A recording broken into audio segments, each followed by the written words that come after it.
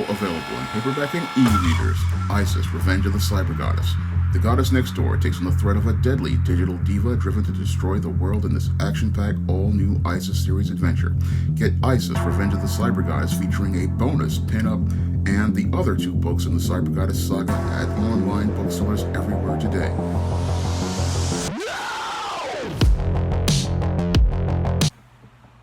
Some of my viewers who watched my eviction moratorium video really don't understand the struggles an unemployed person goes through. Now, some of these viewers who saw the video think that unemployment is something you can just get back up from easily, but as someone who has lost 3 jobs in 2001, 2002, and 2008, I can tell you that it's a lot harder than you think it is to get back up on your feet. Now, a lot of Americans lost their jobs during this COVID-19 pandemic, and many in America are thinking that these people can just get back up 1 year later and go back to business as usual. But that's not going to be possible because a lot of these people have experienced trauma, and that trauma is something that they're still trying to work out in their head. Now, when I lost my job in 2008 at the City College of New York, I had to deal with the whole experience of being let go from a job for the 3rd time. And that kind of trauma really just stays with you because you're still trying to figure out what you did wrong and how you could fix it the next time. And you're trying to sort this out in your head. And a lot of Americans out here, they are still trying to sort this out of why they lost their job and what they could have done to prevent losing that job. Now, some people will sit there and say, oh, you just lost your job because of the pandemic, but there's, again, a lot that people are dealing with psychologically as related to losing that job. And if they've lost family members to COVID-19, they're still grieving those family members. So people are dealing with a lot, and you just cannot expect them to just, pick up and where they left off and go back to work, because a lot of people are dealing with a lot of issues as related to losing their job, which is, again, like a death in the family. And if they've lost family members, they feel like they're grieving those people as well. So a lot of people, their head is not in the same place that they were when they were working a year ago.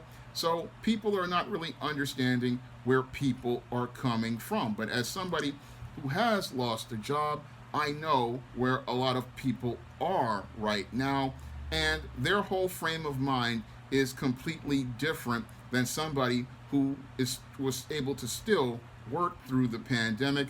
And even then, some of those first responders, a lot of those people, they feel like they've gone through a war after seeing all the death and loss in front of them.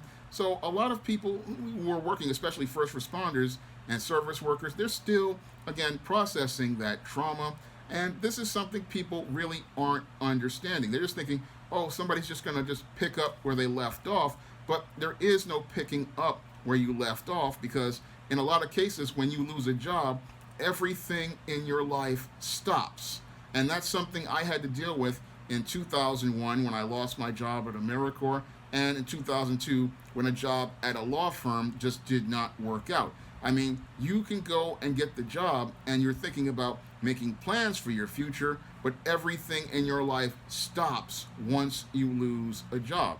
So once you lose a job, everything that you were doing like you used to, like going to the movies or going out for fast food or going out and just splurging, you wind up stopping that behavior, because now you've gone from going out here and knowing where your life is going to be every day to having to stop every routine you're doing because you don't have the money in order to go out here and enjoy those little things you used to do.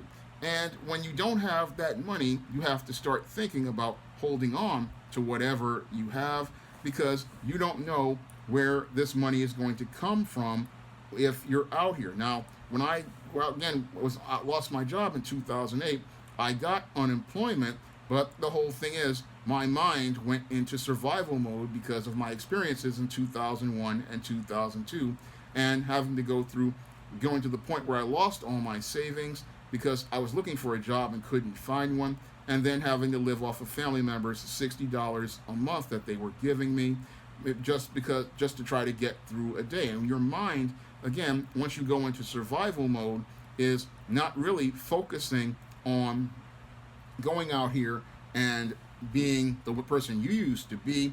When you go into survival mode, it's just day to day, and you're trying to just try to make things get through that day. So you're trying to make things work. And when you go out here, you're thinking, oh, I'm just trying to just work with what I've got. And a lot of people are thinking, oh, you can just go out here and just, again, start all over again. But starting all over again is a process, and people don't really understand what goes through that process. Now, after I was out of work from 2002 to 2008, I had to, again, when I started to get this job at the City College of New York, I had to really work through the process, because you just don't just get a job and just go and all of a sudden you've got your money again. No, you have to go out here, and sometimes you have to pay for things like background checks, because I had to pay for a background check for civil service and fingerprints. That was, I think, $100. And then I had to wait an entire month in order to get my first paycheck. So a lot of people don't really understand what goes on in the process of starting over, because sometimes when you lose a job, you lose practically all of your savings in your quest to get another job. And that's what happened to me in 2001. I came out of AmeriCorps, and after the people at Strive had said I had no place in their organization, and even after they promised me job placement assistance, I never got any job placement assistance.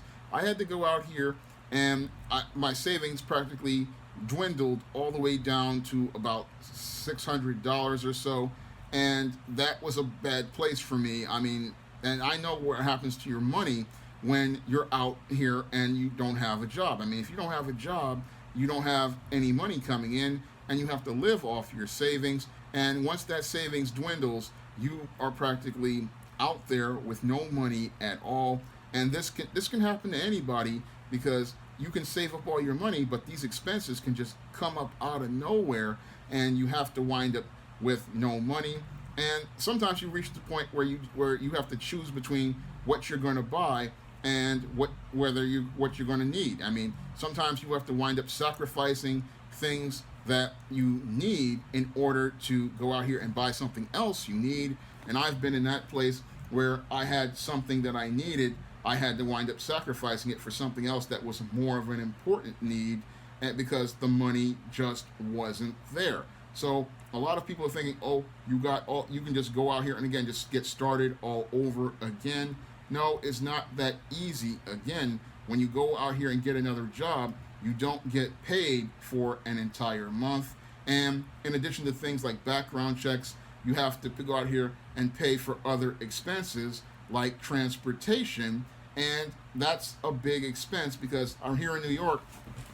At the time, I think it was $250 or so to ride the train or so, or $225.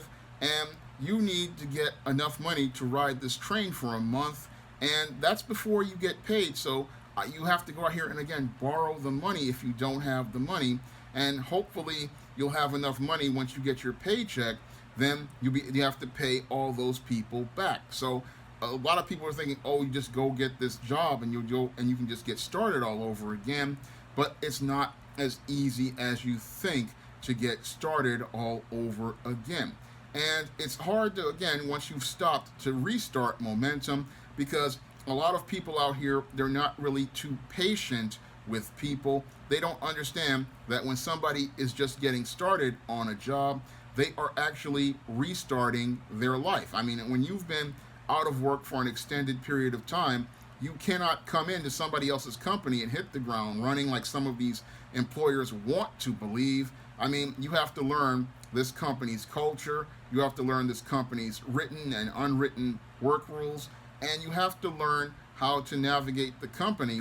And a lot of times you're working there and you're trying to do this, and sometimes you run into these hostile older workers who really think everybody is like them. They're not really having much perspective on things, and because they don't have much perspective on things, they really don't understand where this person is coming from. And because they don't understand where the person is coming from, they're just trying to get back on their feet. They want to be comfortable, and because they want to be comfortable, they try to push you out because they are insecure about the change going on in the workplace, and they're insecure about you. So there's a lot you have to deal with when you're coming into a new workplace, and you're trying to navigate this workplace. You're trying to go out, restart everything. You're trying to get your routine restarted, and a lot of times when you're out here, you don't really have much support. So a lot of people out here thinking, oh, the guy can just go out here and just take any job and he can get his life started. But you can't really build momentum on a lot of these lower wage jobs, because a lot of these lower wage jobs, it's hard to go out here and get a 40-hour job. And in some cases, many of these employers only want to give you a part-time job, but you have full-time bills. And a person needs a full-time job in order to cover full-time bills. But this is something many employers really don't understand about why so many people are not interested in their jobs, because in many cases you cannot get enough hours in order to cover all of your bills. And this is in addition to the mind games some of these employers play in the workplace and some of the drama they bring to the workplace. And this, on top of the stress the person is already dealing with, it makes it where the person has no incentive to go out here, because people, as I see it, they aren't just sitting there coasting on unemployment. I mean, you really have to think critically about what type of job you're going to take, because this is a place where you're going to be for 40 hours, and you really don't want to just go into another toxic work environment where you're dealing with hostile bosses and people with unrealistic expectations and people who have ideas like, oh, a person's just going to come in here and know how everything works in a day, or know how everything works in a week. I mean, that's just not possible. I mean, realistically, when you bring a new person into a job, it takes them 90 to 180 days just to get a basic understanding of the business's structure, a basic understanding of the business's policies, and a basic understanding of how their routine is going to be. And that's a major adjustment, especially when a person has been long-term unemployed, like many people, were during this pandemic. And a lot of people are just thinking, oh, people are just going to just come back and go right back to work. But it's not as easy as that, because when you've had people who have been isolated for a long time, they are also, in addition to dealing with the trauma of losing a job that they've been at for years, or in some cases, some people lost their entire business, they are also dealing with a lot of anxiety that they're dealing with, because I had to deal with a lot of anxiety after losing 2 jobs. And that anxiety is the fear that you're going to lose everything, and in one of the, because some boss gets in his feelings or her feelings, or things aren't going to work out and you're going to have to start all over again. And that whole anxiety can make it to the point where you don't even feel like you can even eat or sleep. And this is something people aren't really understanding, because they think, oh, a guy's just going to go out here, get this job, come in and know how to do everything and go back to life as usual. But it's hard to go back to life as usual once you have lost a job, and it's a very painful and stressful thing to go through, and you're dealing with the pressures of not knowing where your next day is going to be for a long time, and then you don't even know if it's going to work out, because some of these companies, after 90 to 180 days, some of these people start showing themselves, and I had to deal with that when I was working at City College Library. I mean, after 6 months, people start, instead of them being professional and courteous, then they started to be passive aggressive and started to show themselves. I mean, people don't know what people go through when they're trying to start things over. I mean, and that's the real frustrating thing, is when you're out here trying to go out here and start to build some momentum, then you have people who want to get in your way when you're trying to get that momentum started. Sometimes you have to deal with family members who want to give you resistance and stress at home. Other people on the job want to go out here and be really nasty. And you're just out here trying to get stuff going and get stuff started out. But then you have to run into all of this resistance, and that can lead to you wind up being in a place where you wind up, you started this job, but then all of a sudden you wind up losing it because somebody got in their feelings and somebody's thinking about all sorts of personal stuff, and that can really mess a person up. And I've seen that happen in my own life, and I understand where a lot of people are coming from in this pandemic. I mean, people are just thinking, oh, they can just go back to work just like that, but it doesn't work like that. People have to work through a lot of the issues that they've had, and they also need time to go out here and get themselves adjusted. So this is not something that's just going to, again, be fixed overnight. I mean, I understand that a lot of landlords out here are looking to get their rent and looking to get their mortgages paid, but when you shut down an entire country for close to a year, you're not going to be able to get that country back on track all of a sudden overnight. I mean, when they went out here and shut down so-called non-essential businesses, they didn't understand, I believe, what they were doing. And you just can't call yourself resetting everything, because when you go out here and you shut everything down, it takes time for everything to get back on track. And people want this to come back rapidly. They want the workers to come back rapidly. They want the economy to come back rapidly. But it's not going to happen, because you have people, again, when you hire a new hire, it takes them a month to start getting paid.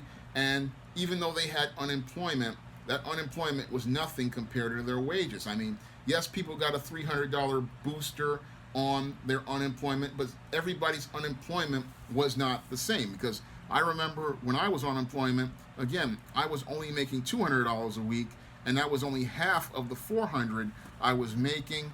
And that really, again, is not much money when you really think about it, because you have people thinking, oh, he's got $800 a week, he's got plenty of money. It's like, no, that's not any money. And the stimulus of $3,000 really wasn't much money when you have rent, when you have bills. I mean, I know that there's moratoriums on rent and stuff like that, but the whole thing is that there's not a lot of money that, like, people are thinking is floating around.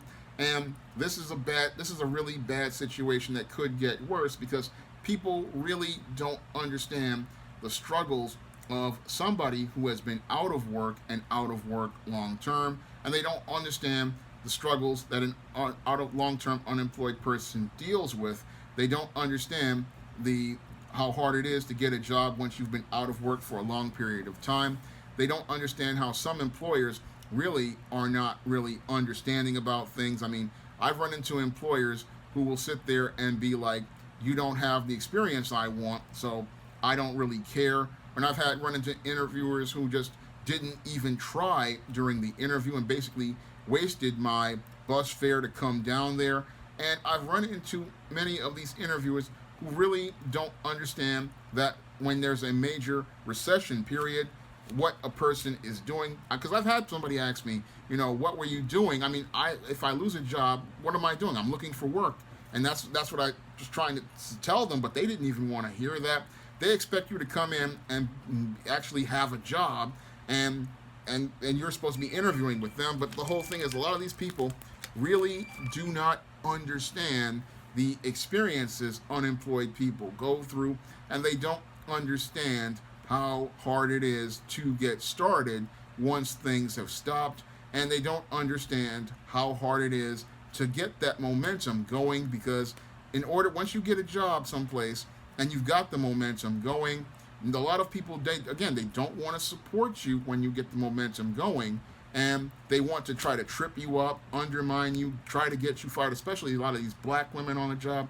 They try to get you fired, and they don't understand that when you do that, you're destroying a man's life, and you're destroying his ability to go out here and build. You're destroying his ability to go out here and make a living. But to many of these people, they are caught up in their feelings about whatever's going on in their life, or whatever man did them wrong, or whatever person did them wrong.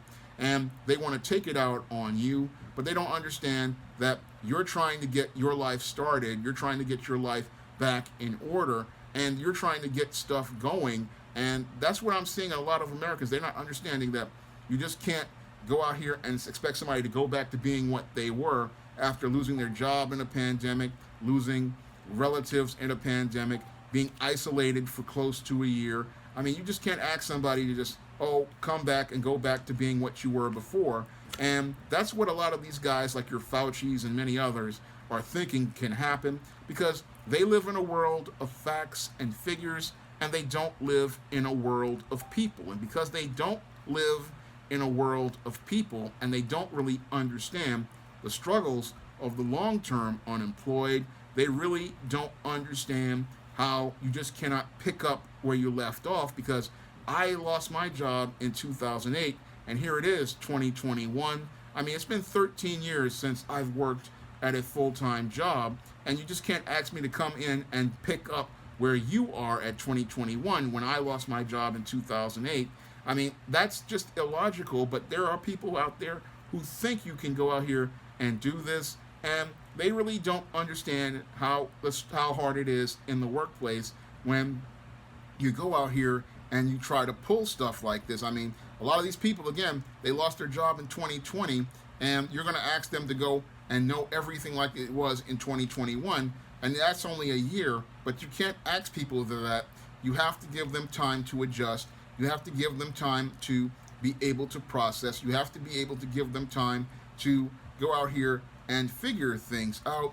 And people, again, need to be a lot more patient and understanding about the struggles of people out here. Yes, I know some employers are saying that they're hurting for workers, but you have to understand a lot of these workers were hurting, and a lot of these people, they were going through a lot of pain out here. So you have to understand where they're coming from, and you have to understand that you just can't push them into the job market, because you may wind up pushing a ticking time bomb into your workplace, and you may wind up with an explosion because you're forcing somebody into a workplace there that really isn't a good fit. And as I see it, when I look at it, people need to understand where people are coming from. Yes, I know that we've been through a rough year, but don't make it rougher for other people. I mean, that's something I want people to understand about long-term unemployment, is person's already had it rough, and the thing is that you can make that an even harder thing for people. And a lot of people are thinking, you can just come right back, but it's not come right back, because I wanted to come right back, and I still would love to come right back to a workplace, but it's just harder to do that because many employers don't really want to make an offer, and people thinking that, it's just an easy thing, just go right back to work. But you can't go to work unless you have an offer, and you can't, and in some cases, a lot of these jobs, they really don't understand people, and they don't really understand what people went through over the last year. Now, if you want to see me make more videos like this, you can donate to my Patreon, my PayPal, or my Cash App by clicking the links in the description box. And if you want to pick up some of my positive African-American fiction on the SJS Direct imprint, like the ISIS series, the E-Steam series, the John Haynes series, and the books of the Spencerella trilogy, you can find all those books on Amazon.com in paperback and Kindle format.